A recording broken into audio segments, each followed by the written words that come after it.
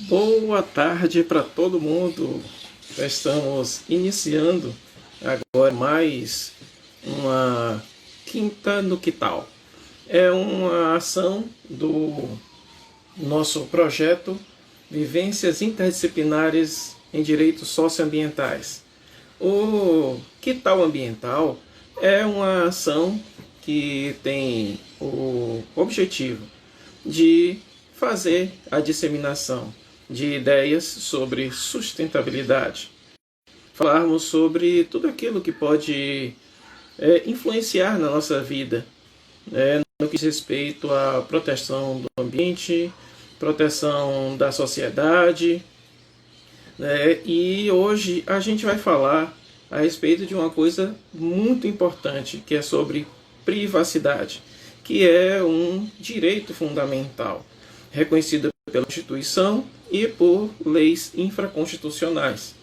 Mas você pode até perguntar, o que é que proteção da privacidade tem a ver com sustentabilidade? Isso a gente vai acabar conversando com o nosso convidado. O Rafael, ele ah, foi nosso aluno na Faculdade de Tecnologia e Ciências de Itabuna, formou por lá, e de lá vem construindo uma carreira que eu considero brilhante. Boa tarde, Rafael, tudo bom? Como é que tá? Tudo bem? Tudo tranquilo, graças a Deus. E você aí na sua reclusão aí em Itacaré? Isolado, no meio do mato. Delícia, rapaz. Esse sítio maravilhoso que você tem aí. Não tem lugar melhor para poder se passar uma quarentena. Uma visita, né? Rapaz, se o prefeito deixar eu entrar em Itacaré. Tá barrando todo mundo. Ô, Rafael, é um prazer enorme ter você aqui com a gente nesse nosso Quinta no Quital. Tá aí para falar de um assunto que é importantíssimo, né? Já que a gente está em uma situação hoje em que os nossos dados eles estão sendo requeridos para praticamente tudo, né? A gente não está saindo de casa ou saindo muito pouco, para quem tem juízo, né? E a gente tem, né, feito compras pela internet. Muita gente, eu, por exemplo, estou me inscrevendo em vários cursos online para, né, ajudar a passar o tempo e também adquirir conhecimento. Né? A gente acaba entrando um pouco mais em redes sociais. E aí essas nossas informações elas acabam sendo ficando disponíveis e sendo captadas, né? E é justamente a respeito disso e de outras coisas, né, que a gente está aqui para dar uma conversada. Né? Faça aí as suas considerações iniciais para o pessoal. Primeiramente, agradecer, né? Agradecer o seu convite. Fico muito honrado com a lembrança aí do meu nome para esse bate-papo, para essa conversa. O senhor, como meu professor, eterno professor, muito me honra em ceder aqui esse espaço para mim, para que eu possa deixar aqui as minhas impressões, né? Que nós não somos nunca os donos da verdade. A gente não sabe realmente o que é certo, o que é errado para cada um. Mas a gente acredita naquilo que a gente escreve, que a gente estuda, e aí a gente vai propagando esse conhecimento de forma de tentar orientar mais pessoas, né? E além desse agradecimento inicial, deixar um abraço especial aí pro Dr. Uric, que já mandou um alô aí, o nosso querido. Foi o primeiro a entrar. Entrou antes de mim.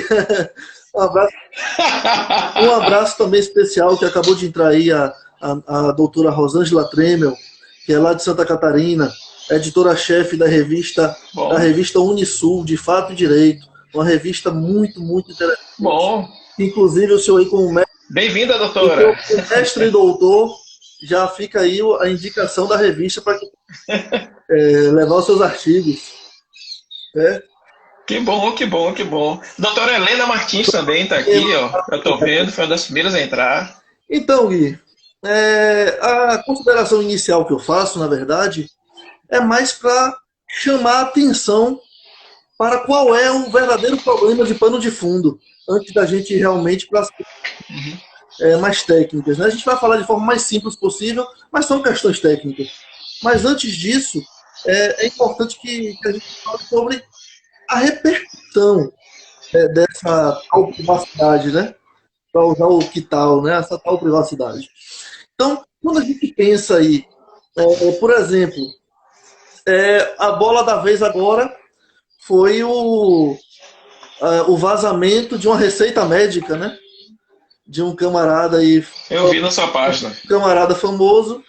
E isso vai ter repercussões penais, civis, ainda não administrativa, porque nossa legislação específica não está em vigor, né? Que é a Lei Geral de Proteção de Dados. Mas vão ter outros tipos de sanções. Então, qual é a repercussão disso? Um dado pessoal violado, a depender de que dado seja esse, ele pode trazer grandes problemas futuros. Uma simples ida à farmácia, eu costumo falar isso para os alunos em sala de aula. Uma simples ida à farmácia, você vai comprando coisas e ela está, através do CPF que você forneceu, criando um perfil seu. Esse seu perfil está lá, do seu consumo de medicamentos. Então, isso caindo nas mãos, porque certamente eles estão comercializando nossos dados, que a gente sabe, caindo na mão dos planos de previdência, na mão dos planos de saúde, na mão do próprio governo, eles vão criando perfil seu e vão te retratando da forma como eles acham mais conveniente. Um plano de saúde pode se tornar mais caro porque acha que você é hipocondríaco ou você tem doenças pré-existentes. Um plano de previdência pode se tornar mais caro para você. Uma grande empresa que teve acesso a esses dados pode não querer te contratar porque você pode ter problemas de saúde que estão ocultos, já que você consome bastante mercado. Então, enfim, são coisas que parecem bobas, mas que, na verdade, pode nos trazer grandes problemas. Aí você fala da internet. Esse é o nosso grande dilema.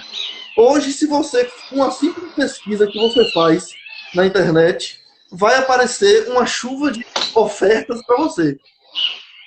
Eles estão pegando aquilo que você pesquisa porque não estão coletando outros dados. Quem lhe garante isso? Então, até em que ponto você realmente está protegido? Então, essa reflexão inicial que eu gostaria de deixar. Então, você falando dessa questão, né?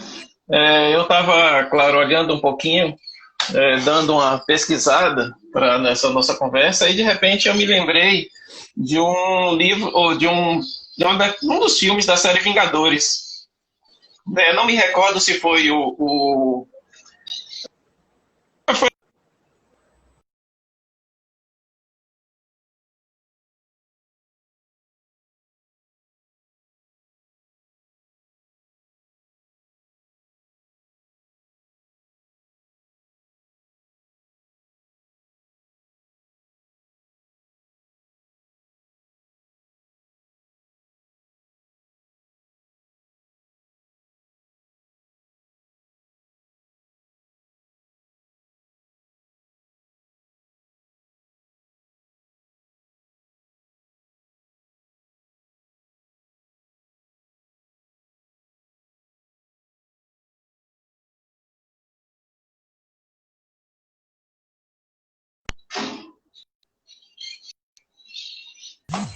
Pronto, voltou.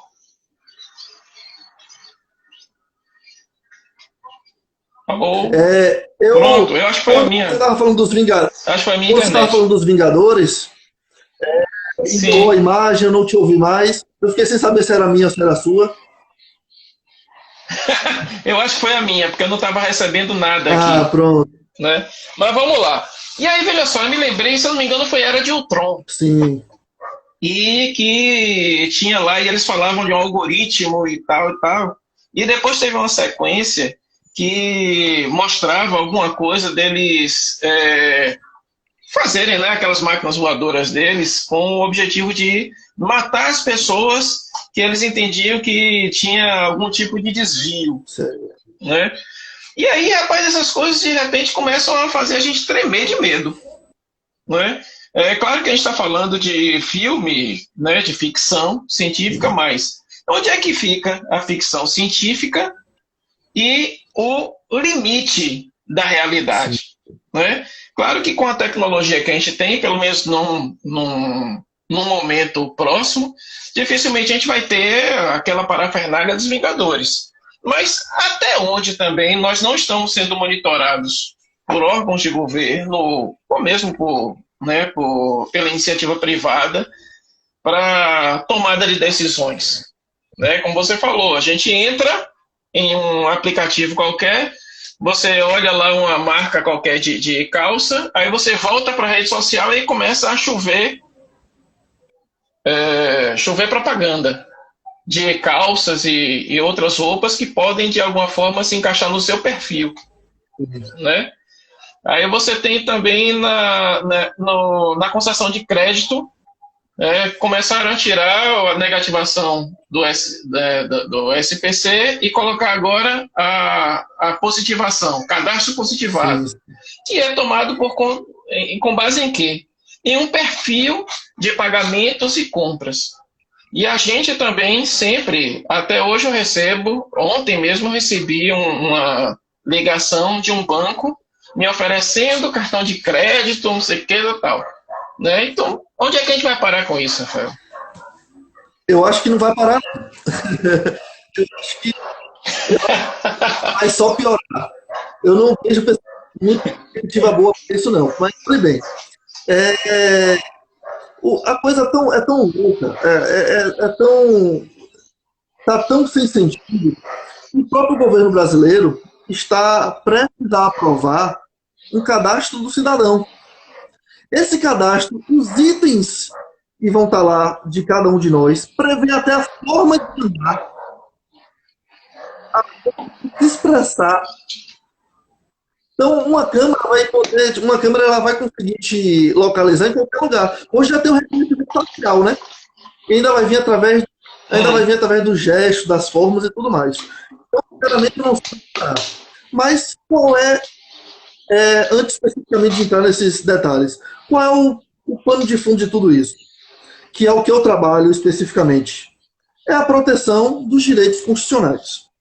Né? O nosso artigo 5º, inciso 10, ele deixa bem claro que nossa privacidade, nossa intimidade, ela é inviolável. Que a gente tem essa... Isso é uma conquista histórica, né, Gui? Os direitos fundamentais, se a gente for lá desde a primeira carta de direitos, que é do João Sem Terra, lá em 1215, até hoje, você vai ver que é uma luta histórica, é uma luta constante. Então a gente não pode simplesmente abrir mão disso por qualquer motivo. Então, é uma proteção dos direitos da personalidade, que também estão na lei infraconstitucional, né, na lei complementar, que é o Código Civil, lá do inciso 11 ao 21. Deixa bem claro também a proteção aos nossos direitos da personalidade. Então, o pano de fundo é essa. É a proteção desses direitos da personalidade. Então, a partir do momento que a gente começa a abrir mão desses direitos, a coisa vai piorando e vai além do que se imagina. É muito simples. Agora, por exemplo, quantos direitos constitucionais estão sendo violados por conta da saúde? Então, sempre é uma desculpa diferente. Há pouco tempo atrás, a desculpa era a segurança pública, violando nossa privacidade em nome da segurança pública. Eu não vi a segurança pública melhorar, eu não vi os índices de crimes diminuírem. Ninguém de nós vimos, só vimos aumentar. Agora, a desculpa é a pandemia. A desculpa seria a saúde. Você vê realmente até onde coletar nossos dados, utilizados da forma como bem entender, vai proteger? Não é por aí. Não é essa medida que vai controlar a propagação do Covid. Então, eles vão aproveitando oportunidades para simplesmente ignorar os nossos dados pessoais. E como eu vinha falando no início, esses dados pessoais, eles formam o nosso perfil. Eles formam aquilo que é a nossa essência, a nossa personalidade. Então, vai do dado pessoal mais simples possível até um dado sensível. Seria um dado sensível. Filosofia, ideologia, religião, saúde, dado genético, enfim. Aí quando você começa a ver que o governo, ele simplesmente é o primeiro a cometer essas irregularidades, você começa a perceber que não há como vislumbrar que as empresas privadas também vão respeitar isso. Porque aquele que primeiro deveria dar o exemplo não está dando. Né? O regulamento europeu, a Europa desde 1950 que tem leis nesse sentido. Desde 1950 ela já tem leis nesse sentido de proteção da privacidade. Mas o novo regulamento europeu, ele completou 2 anos em vigor agora, recentemente, menos de um mês. E já são bilhões e bilhões de euros em multas, certo? Previstos. Aqui no Brasil, porque a sua pergunta foi aonde vamos parar, né? Aqui no Brasil, dentre as penalidades previstas, está a multa, certo? Essa multa, ela pode ser de até 2% do faturamento daquela pessoa jurídica, podendo chegar até um montante de 50 milhões. O Google já fez acordo de 500 milhões lá fora para se livrar de processo. O que é 50 milhões para Facebook, para Google, para Instagram? Não é nada. Se você pensar no pequeno, 50 milhões, mas se você pensar que quem está violando realmente os nossos dados, na grande maioria dos casos, os grandes, não vai colocar o Google. Então, onde é que nós vamos parar? Não sei. Sabe por que nós vamos parar? Além dessa multa ser baixinha, nós simplesmente não temos um marco regulatório. A nossa lei de proteção de dados, que foi um grande avanço, porque era uma resistência do Brasil em editar essa lei, mas por pressão econômica teve que editar, porque os países que já estão com o modelo de proteção adequado, eles deixam de ter suas relações comerciais com aqueles que não têm uma proteção adequada, então foi necessário editar essa lei. Eles estão tentando empurrar a lei o tempo todo. O início já deveria ter acontecido do vigor. Fizeram uma medida provisória colocando para agosto. Agora já tem inúmeras medidas para colocar para o ano que vem, maio do ano que vem. E sempre vai levando para frente. E o problema ainda não está aí. A autoridade nacional, que é a ANPD, a Autoridade Nacional de Proteção de Dados, que seria a responsável por regular o setor, foi criada, na lei especificamente, ela foi criada como uma autarquia, uma agência reguladora. Nós que somos da área do direito, deve ter pessoas aqui que não são, mas para poder explicar, uma agência reguladora, teoricamente, uma autarquia, uma agência reguladora, teoricamente, ela tem autonomia, ela não é subordinada à União, nem ao Estado, nem ao município, nem ao ente que a criou. Ela é independente. Não independente em termos de soberania, obviamente, mas uma autonomia. Ela atua de forma independente. Ela tem autonomia. Só que a OMP, feita logo no final do governo Temer, declarou esse ponto inconstitucional, porque a iniciativa para se criar uma autarquia deveria vir do presidente. E não veio. Então tinha realmente um vício de constitucionalidade. Ele foi e vetou. Mas na hora que ele fez a MP para recriar, ele, em vez de recriar novamente como uma autarquia, ele recriou como um órgão subordinado à presidência da República. Então, tudo que se refere aos nossos dados estará subordinado à presidência da República. Não vai estar atuando de forma independente. Então, a sua pergunta, onde vamos parar? Diante do que eu lhe disse, eu jogo para você. Você acha que nós vamos parar onde dessa forma? Bicho, quando a gente começa a analisar essas coisas, né, a gente não deixa de relacionar aos sistemas de poder. Né? Informação é poder. Sim. E a gente vê muito claramente que esses acessos a dados de comportamento, né, e como você está falando, né, tem, inclusive, isso começou nos Estados Unidos, tem um documentário bastante interessante, né, da Netflix, Privacidade Hackeada, Sim. que já começa, né, bem antes e nos últimos tempos com a eleição de Barack Obama, tem reflexo na eleição de Donald Trump, e no Brasil a gente tem reflexo nas eleições atuais, que não é algo novo, né, já foi utilizado desde 2014, e nas eleições de 2018 muito mais, e a gente tem visto muito claramente, né, como essa questão do comportamento ele acaba sendo utilizada a partir mesmo da propensão das pessoas a espalhar ou não fake news. Sim. Né? E aí a gente vê como essa relação de poder está muito clara nisso. Né? Na utilização para eleições, todo um estudo de marketing no sentido de estudar o discurso e o comportamento dos candidatos em eleições, para se amoldar aquilo que se entende que vai ser o comportamento e o pensamento do eleitor. Né? Então, onde é que a gente vai parar? Naquilo mesmo que a ficção acaba colocando, uma espécie de Matrix, alguma coisa assim. Pode ser loucura do nosso, né, daquilo que a gente possa estar dizendo aqui exatamente nesse momento. Quanto mais você mapeia o perfil da pessoa, mais fácil de manipulá-la, né? Então, quanto mais dados você consegue coletar daquela pessoa, mais fácil você manipular dela. Uhum. Isso é bem... Claro. E aquilo que a gente posta em rede social acaba sendo muito claro, né?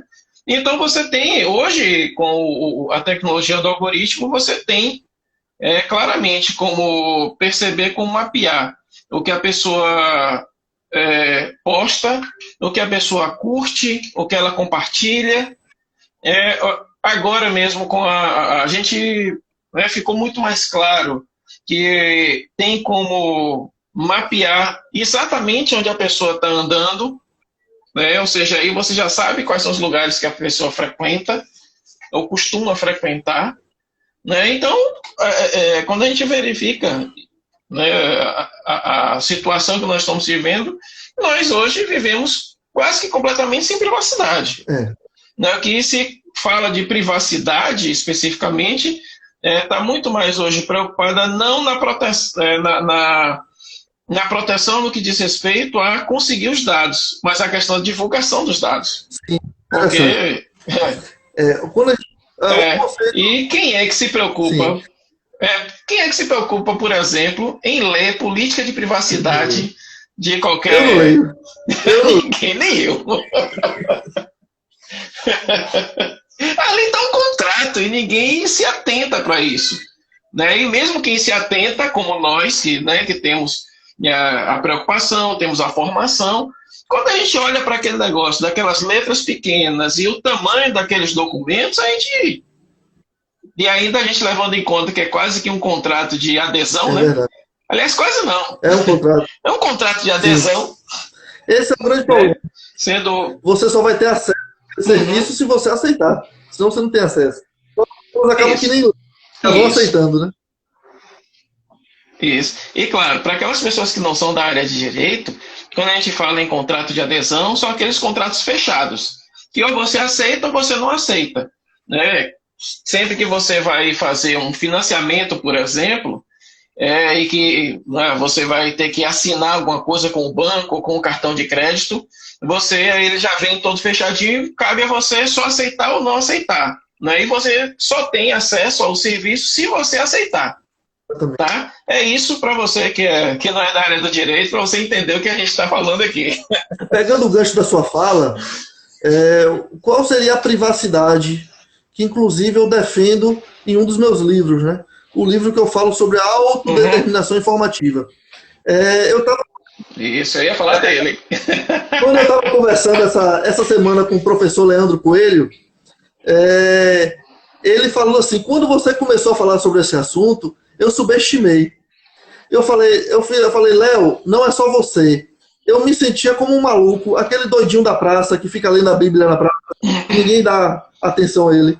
Quanto mais eu falava naquele assunto, menos eu sentia que as pessoas estavam entendendo realmente a importância. Não é que não entendiam o que eu falava. O que eu falava era entendido, mas não entendiam a importância daquilo, a repercussão daquilo. Então, o que eu falo no livro da autodeterminação informativa é justamente a elevação do conceito de privacidade. Então, qual é a ideia de privacidade hoje? Essa história de que existe dois mundos é mentira. O mundo real e o mundo virtual. Não, isso não existe. O que existe é um mundo só. Então, se você quiser viver realmente dentro desse mundo que está inserido aí a questão virtual, a gente precisa gozar de uma proteção. Então aí eu elevo o conceito de privacidade. De qual forma? Não é aquela privacidade que vem da sua origem, que veio da intimidade, que é o direito de ficar só. Não, não é essa.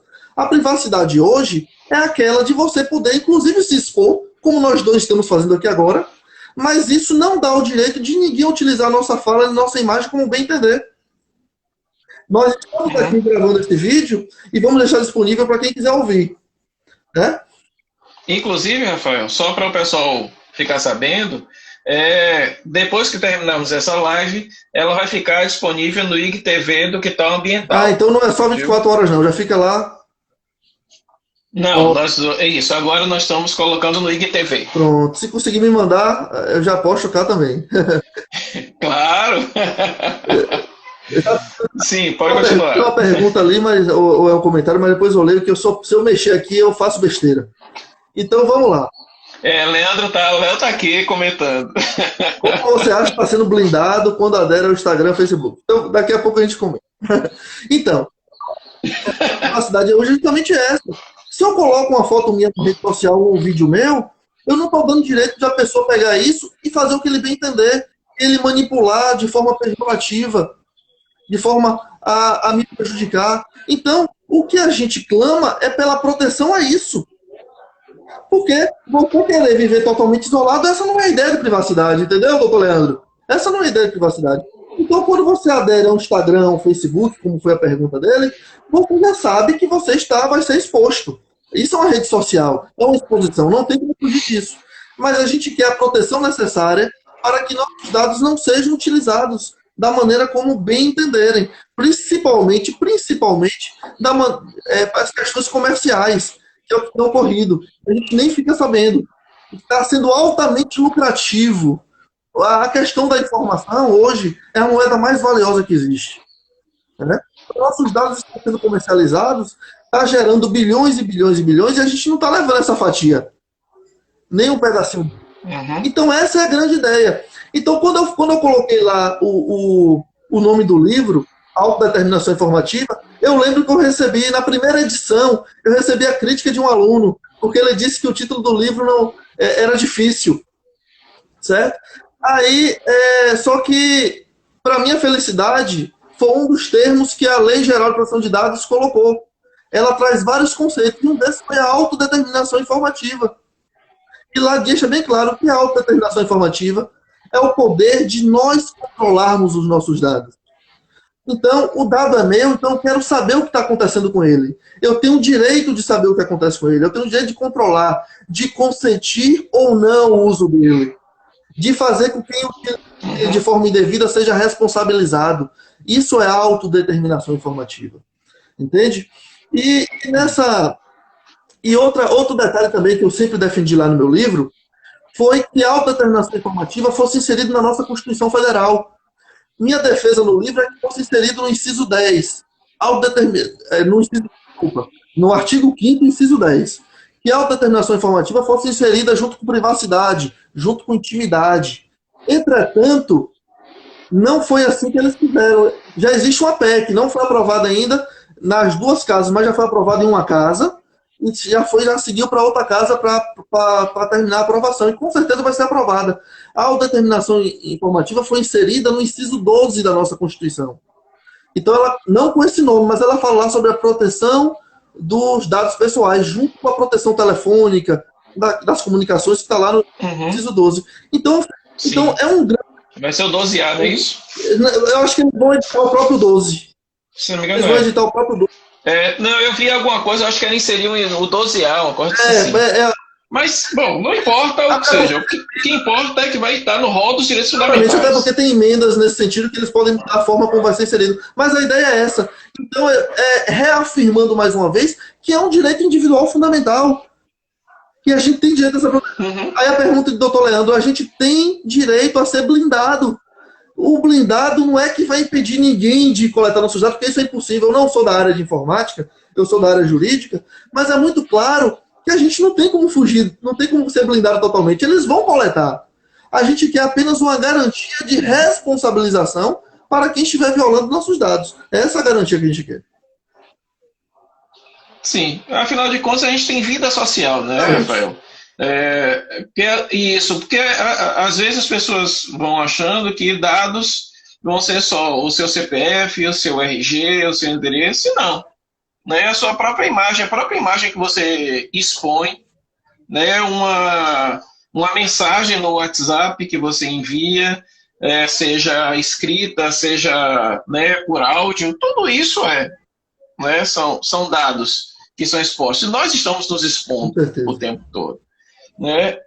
Quando a gente estava, né, conversando a respeito da live, a gente foi até você mesmo que levantou a bola, falando a respeito da mudança também de comportamento das pessoas, né? E a gente, né, também precisa pensar nisso. É comum a gente transferir a responsabilidade, né, seja para o governo ou seja também para qualquer outra instituição.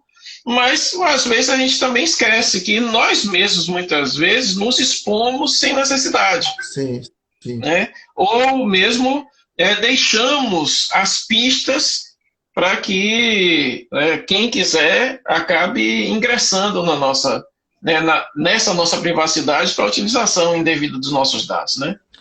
Com certeza. Esse cuidado realmente é básico, né? Aquilo que você falou, por exemplo, da leitura das políticas de privacidade. É uma das coisas do efeito LGPD. A lei geral de proteção de dados, ela já gerou esse efeito. A política de privacidade já está mudando. Já estão simplificando mais, porque realmente tem que ser algo acessível a todo o público. Já está sendo mais claro, porque a lei deixa isso bastante claro. Tem que ser uma informação precisa, direta. Não tem que ser algo difícil de entender. Então, e fora várias atitudes comuns do nosso dia a dia, não forneça seus dados, seu CPF, para qualquer coisa. O que diz a Lei Geral de Proteção de Dados é o seguinte, que a coleta de dados ela deve ser feita estritamente naquilo que for necessário para a finalidade a ser atingida. Então tem dados que não são necessários para aquela finalidade. Para uma farmácia me fornecer um desconto, ela não precisa do meu CPF. Ela não precisa. Então, o Ministério Público no Distrito Federal já atuou em relação a isso com as farmácias. O nosso, na Bahia, eu não vi nada nesse sentido ainda, mas deveria atuar também. E se já teve, me perdoe a ignorância por meu desconhecimento. Então, são detalhes. Toda vez que você estiver perante o banco de dados, se pergunte o que é necessário realmente para aquilo que você está se propondo. Além do necessário, você tem que contestar. Ah, mas eu não vou ter acesso àquele serviço. Eu sei disso. Eu também, muitas vezes, acabo expondo meus dados além do necessário porque eu preciso ter acesso àquilo. Mas eu contesto, eu brigo. Só que uma pessoa só não vai fazer diferença. O brasileiro ele precisa mudar o comportamento, ele precisa começar a pressionar nesse sentido, porque um mercado ele vai deixar de te pedir um CPF. Uma loja qualquer ele vai deixar de te pedir. Sim. Enfim, vai mudando o comportamento. Então é necessário que as pessoas comecem a perceber que aquilo ali não é qualquer coisa. Agora, em relação ao Covid-19, agora, por exemplo, está se levantando muita questão dos dados referentes à saúde. Gente, dados da sua saúde nas mãos erradas pode custar sua vida, pode custar seu emprego, pode custar seus contratos em geral, pode custar, inclusive, relacionamentos. Quem vai querer se relacionar com uma pessoa, por exemplo, que tem certeza que vai passar uma doença genética com o filho? Aí tem que ter muito amor, né? Porque se não tiver muito amor, já vai ficar um pouco difícil de querer ter o herdeiro, né? Enfim, foi uma brincadeira, mas você vai vendo que faz sentido essas questões. As coisas não podem começar a ser... Na verdade, já foi banalizado. Eu ia falar começar a ser banalizado, mas já foram. Já foi muito banalizado, isso precisa retroceder. A gente precisa voltar. Tem muita coisa que vai ter que voltar um pouco à origem para começar a dar certo novamente, porque da forma que está, não tem como dar certo. Realmente, a gente começa a ver que uma série de coisas relativas a isso estão realmente adstritas ao campo da ética, né? A forma de se comportar e a forma de tratar, né, as pessoas e aquilo que é caro a cada um, não é verdade?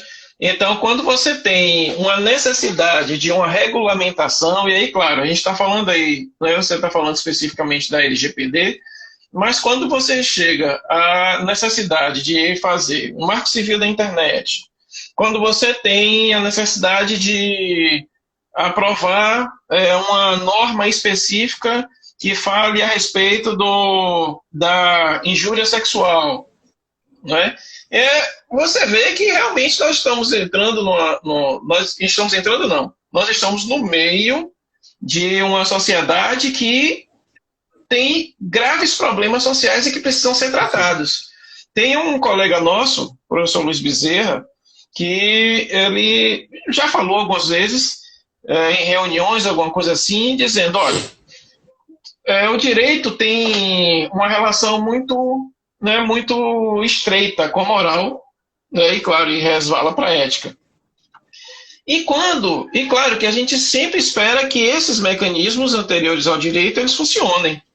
Mas quando eles não funcionam, aí há a necessidade do direito. E quando aí você tem a necessidade da entrada do direito para dizer às pessoas o que elas devem fazer, né, quando isso já deveria estar, já deve estar entranhado por um dever mesmo de convivência social, aí você começa efetivamente a repensar que tipo de sociedade é que a gente está vivendo. Sim. Né? E aí, gente, é um negócio, é um pandemônio. A gente começar a falar e ter que refletir especificamente nisso. Nas minhas reflexões em direito constitucional na sala de aula, eu bato bastante nessa tecla. Eu costumo dizer que o retrato da sociedade é justo. Se você quiser conhecer um Estado enquanto país, enquanto, querer conhecer aquela sociedade, procure saber um pouco das leis que existem lá. Porque você vai ter um pouco, não total, obviamente, mas você vai ter um pouco do retrato social da lei. A gente vive num país que dá para reafirmar as coisas. A gente precisa de lei para dizer que não tem mulher.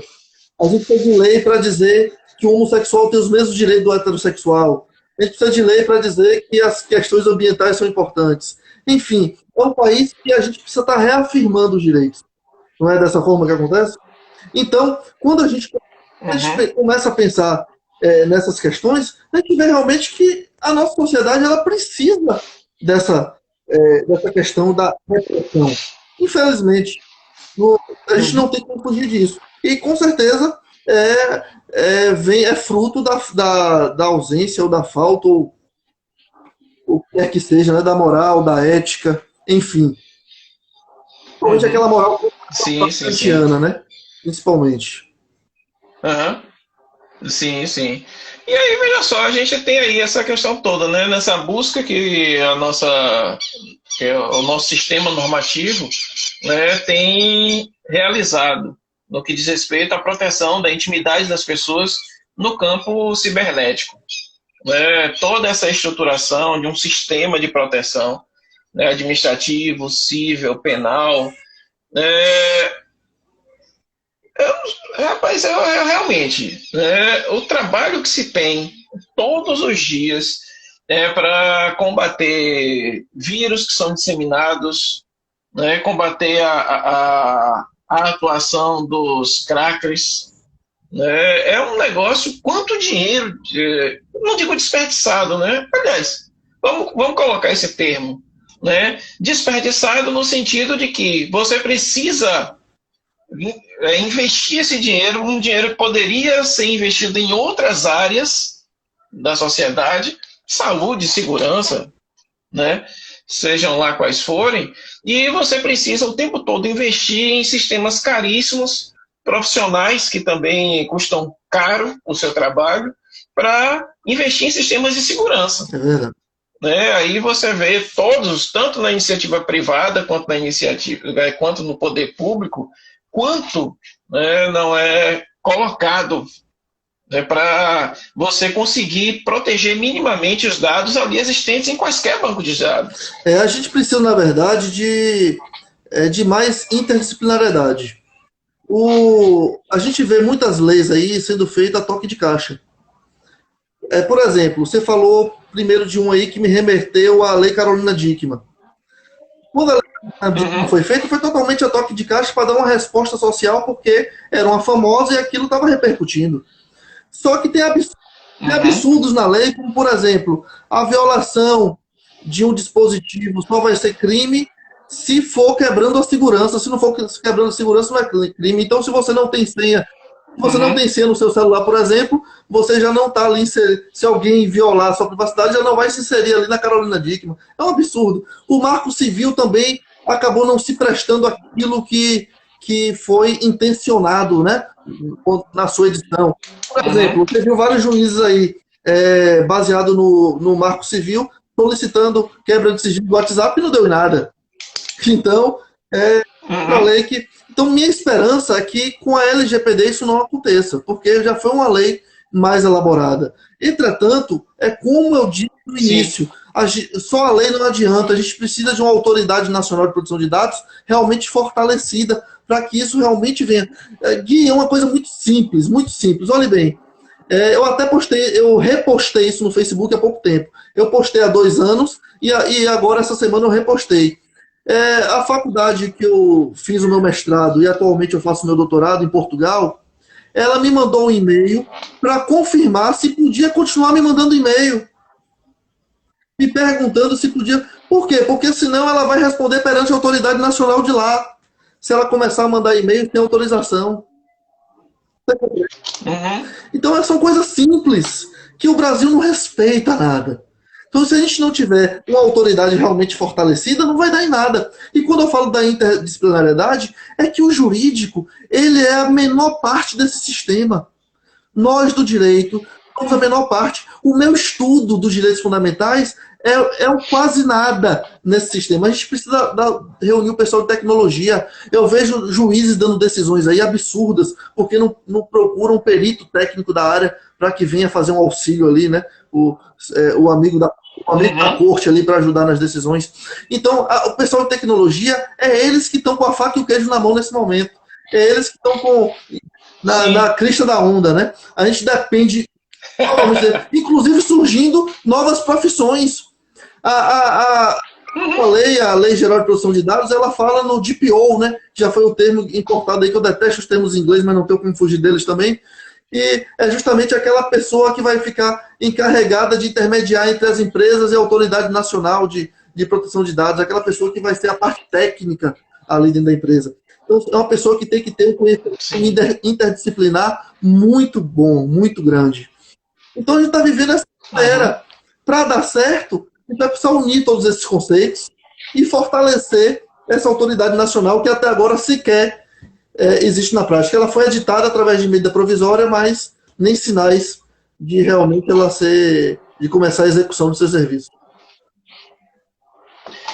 E a gente vê, né, muitas vezes, o quanto de casuísmo, né, acaba sendo inserido na elaboração de algumas normas. Você falou na lei Carolina Dickmann, aí a gente tem também a lei dos crimes hediondos, a própria lei Maria da Penha também entra na questão das chamadas leis casuísticas, né, que para quem não é do direito, essa classificação ela é dada para aquelas normas que acabam sendo surgidas no clamor de algum problema que está acontecendo.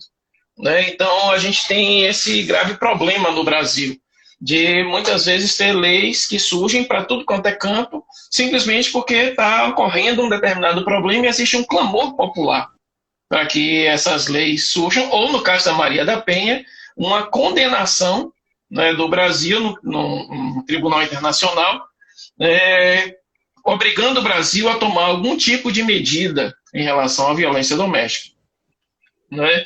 Mas eu estava lembrando de umas coisas aqui, infelizmente acabei me passando agora, Rafael, mas o cuidado, uma coisa que me preocupa bastante, né? Nós somos professores e aqui já verifiquei também que vários professores ingressaram aqui e existem também várias pessoas que não são do direito, mas que também são professores, né? E aí, veja, eu sempre me preocupo com as pessoas que nós estamos formando, né? Eu sei que às vezes eu fico só até chato, as pessoas devem estar achando, pô, lá vem esse cara com essa cantilena de novo, né? Mas principalmente nós que somos professores da área do direito, e para aqueles também que estão aqui, que são professores da área do direito, nós precisamos nos preocupar especialmente com essa questão da interdisciplinaridade. Eu já tive a oportunidade de, ensinando TCC, de alertar alguns alunos que queriam construir, né, queriam construir TCCs maravilhosos, mas só se baseando em fonte jurídica para falar de coisas que são extremamente sensíveis e complexas, né? Quando você precisa adentrar muitas vezes pela área da psicologia, e agora especificamente quando a gente fala, né, eu estou vendo um monte de jurista falando de Covid-19. Gente, que negócio é esse, velho? Né? Às vezes adentrando nas questões especificamente, né, médicas, sem ter base para tal, ou muitas vezes, sei lá, sem buscar as fontes específicas para poder estar falando a respeito daquilo. Né? E a gente precisa tomar muito cuidado, porque a gente precisa sair do mundinho jurídico. Né? A gente dá às outras formações a honra que elas devem ter. Né? E a gente baixar um pouco a bola e dizer, bom, o direito ele não resolve nada. E nesse caso... Aquela história, aquela mentira que dizem, não, a lei garante tal coisa. A lei não garante coisa nenhuma, rapaz. A lei prevê.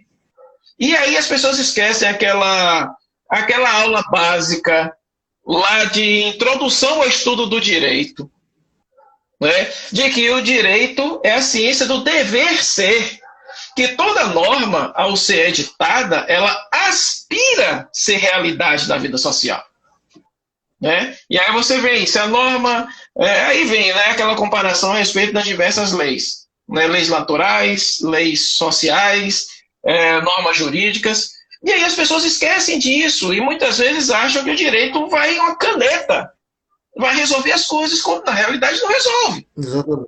Assim nos fenômenos ambientais, que eu canso de falar em sala de aula, né? E assim está sendo, né, nessa questão da proteção de dados, que eu tenho certeza que agora você, em algum momento, você vai cansar de falar, cansar no sentido de cansaço, fadiga, mas que eu tenho certeza que você não vai cansar de falar no sentido de ser persistente naquilo que você precisa falar.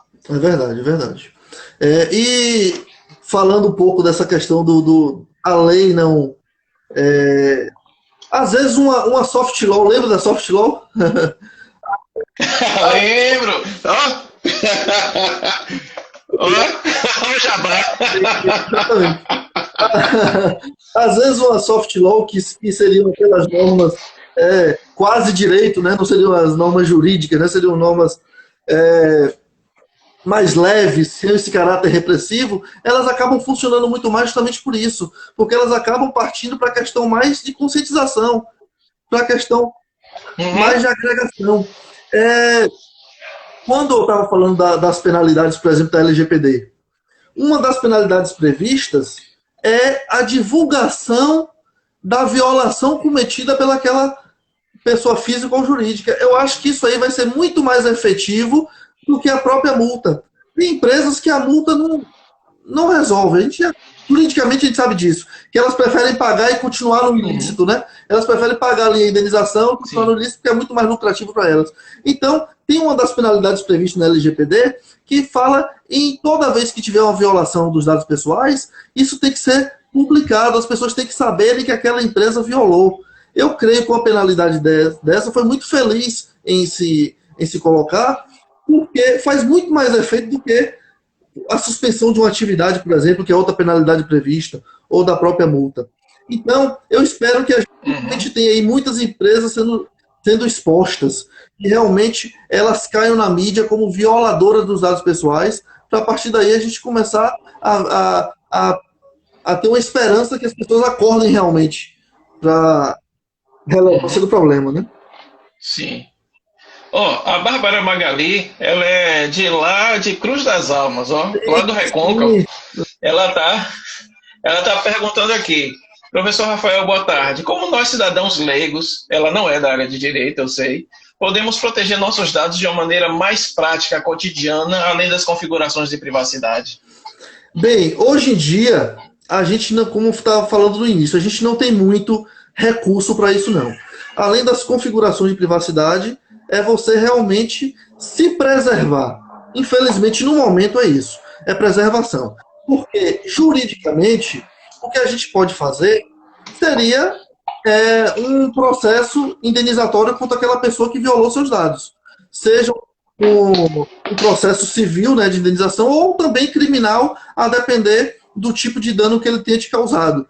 Agora, administrativamente, como a lei de proteção dos dados ainda não entrou em vigor, a gente não tem muito o que se fazer. Para melhorar um pouco essa nossa transitação aí, o nosso passeio nas redes sociais ou nos sítios virtuais em geral, volta àquela minha fala anterior. A gente precisa de uma autoridade nacional fortalecida para que ela comece a pressionar a adequação de todas essas empresas para a gente ter uma tranquilidade maior. Porque nós, pessoalmente, só nos resta mesmo um processo indenizatório caso realmente tenha violado alguns de nossos direitos da personalidade. Fora isso, não há muito o que se fazer no momento. Uhum. E claro, todos aqueles cuidados, né, que a gente precisa ter, como eu anotei aqui, a autenticação em 2 fatores, né, e a própria preservação mesmo do nosso dia a dia, né? Agora, muitos aplicativos têm vindo com a configuração da localização, né? Se você pode escolher entre funcionar o tempo todo, então só funcionar quando o aplicativo estiver em funcionamento. Né? As configurações que ela falou, né? Você vai adaptando ali. Não sei se é isso. Uhum. Isso. Dessa forma. Agora, Gui, o iPhone, por exemplo, mesmo você sem internet, ele desligado, ele te rastreia. É mesmo? Bom, como eu não tenho iPhone, eu também não vou me preocupar com ele. Não, mas ele te rastreia mesmo desligado. Puxa vida. Não, e tem uma outra... foi descoberto agora há pouco tempo, né, a partir de um equipamento, eu acho que é da Amazon, que mesmo desligado, ele grava o que você fala dentro de sua casa e transfere para um servidor do fabricante. Daí me parece que isso também já foi detectado em aparelhos de smartphone. Eu tenho pouquíssimos recursos no meu celular porque eu saio desabilitando quase tudo, né? Leandro Coelho passou por aí, ele vive me esculhambando, dizendo que eu sou bicho do mato, né? Aí eu vou desabilitar e acabo ficando sem acesso a muitos recursos, né? Por conta disso. Isso. O Meet, por exemplo, que você me indicou lá, eu não consegui ter acesso porque eu tinha bloqueado já um monte de coisa, por isso que não estava dando certo para mim. Então, está funcionando. A gente acaba não tendo acesso ao serviço que deveria. E ele falou, ou você vem da forma que eu quero, ou você não vem. E aí, nós somos refém. Quando começou essa história de vigilância, no outro livro que eu comentei no início, A Autodeterminação Informativa e a Privacidade na Sociedade da Informação, eu coloco algumas passagens interessantes. Por exemplo, na Itália, eles estavam utilizando manequins com câmeras para poder captar o perfil de todo mundo que olhava as vitrines das lojas e, a partir dali, a loja se adaptar ao perfil de quem transitava por ali. Olha até onde vai, né? A questão, e não fica só por aí, obviamente. Não vai ficar só em você mudar o sua vitrine. Eu fiz uma passagem em Portugal que, numa localidade onde o índice de criminalidade era praticamente zero, onde o Estado queria implantar câmeras de vigilância dizendo que estava precisando dar mais segurança ao cidadão. Qual é o sentido disso? Eu vou também para outras questões que são as que mais me incomodam. Pode até ser questão rabugismo meu, pode ser, me chamam de ranzinza mesmo, pode até ser por isso. Mas aquilo que mais me incomoda é o paternalismo estatal. O Estado, ele tem que entender o lugar dele. O Estado precisa entender que ele existe para nos servir, não o contrário. E não o contrário. Então, ele não é ele que sabe o que é melhor para a gente. Não é ele. Eu vou lhe dar dois exemplos. Tribunais superiores, TST e STJ. Aproveitando aí o momento Covid e o momento saúde. Então, eu não quero que você se apegue na doença, eu quero que você se apegue ao objeto da ação, ao direito ali que está sendo discutido. Em um caso foi o TST, no outro caso o STJ. O TST mandou uma empresa indenizar um empregado porque fez um exame toxicológico nele sem ele saber. Mandou indenizá-lo. Então descobriu que ele era usuário lá de umas ervas, de umas substâncias, e ele ganhou indenização. E foi confirmado em todos os níveis até os TST. Já o STJ disse que uma pessoa portadora do HIV não tinha o mesmo direito, na hora que fizeram o exame do HIV dele sem ele pedir. Ele foi para fazer outros exames, acho que desconfiaram da doença, fizeram o exame dele sem ele solicitar. E ele também recorreu, em todas as instâncias ele perdeu até o STJ.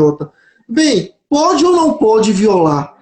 Pode ou não pode fazer nossos exames sem a gente saber? Então você percebe quais são as questões que eu fico colocando em relação à privacidade? Eu não estou aqui dizendo, claro que o HIV é uma questão muito mais relevante socialmente do que o cara fumar a maconha dele. Isso a gente não está discutindo. Não entra na questão. Mas a questão entra da segurança jurídica. O que é a violação da privacidade realmente?